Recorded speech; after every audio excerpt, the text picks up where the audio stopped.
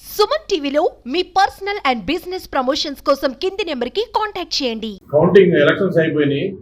Election counting 4వ తేదీ ఉంది కాబట్టి ఈ జిల్లాలో అంటే రాష్ట్ర వ్యాప్తంగా కూడా డీజీ గారి ఆదేశాల మేరకు ప్రతి జిల్లాలో రోజు ఎక్కడో చోట మా సబ్ డివిజన్ పరిధిలో ప్రతి జోన్ ప్రతి అంటే కార్డన్ అంటే ఆ ఏరియాని చుట్టుముట్టడం, సెర్చ్ అంటే అక్కడ సోదాలు చేయడం.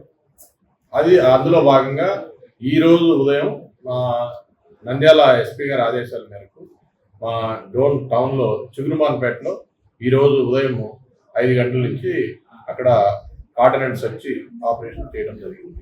దాంట్లో డోన్ సిఐ ప్రవీణ్, మన డోన్ రూరల్ సిఐ భాష, ఎస్ఐ సుధాకర్ రెడ్డి, శరత్ కుమార్ రెడ్డి, వాళ్ళ విజయ్ కుమార్, తర్వాత డోన్ టౌన్, డోన్ రూరల్, జలదుర్గం వీళ్ళ స్టాఫ్ అంతా కూడా చిగురుమాన్పేటలో కార్డినెన్స్ సెర్చ్ చేయడం జరిగింది. దాంట్లో భాగంగా ఈ ఇరుకల రవి అలియాస్ పిలక రవి అని చెప్పి అతని ఇంట్లో సోదా చేసినప్పుడు 130 సెల్ ఫోన్లు అక్కడ దొరకడం జరిగింది ఒక బ్యాగ్లో. అట్లనే దాంట్లో 1,48,500 రూపాయలు క్యాష్ కూడా దాంట్లో పెట్టడం జరిగింది. దాని మీద అతన్ని అక్కడ విచారిస్తే తమిళనాడులో వీళ్ళ ఈ బ్యాచ్ ఉంది.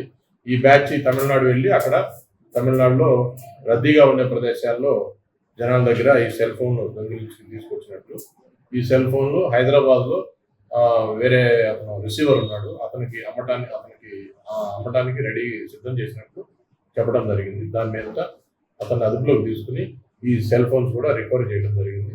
ఏదైతే అక్కడ ఈ సెల్ ఫోన్స్ దొంగతనం చేసుకొచ్చారో ఇద్దరు నవాగను పవన్ వాళ్ళిద్దరు పట్టుకోవాల్సి ఉంది.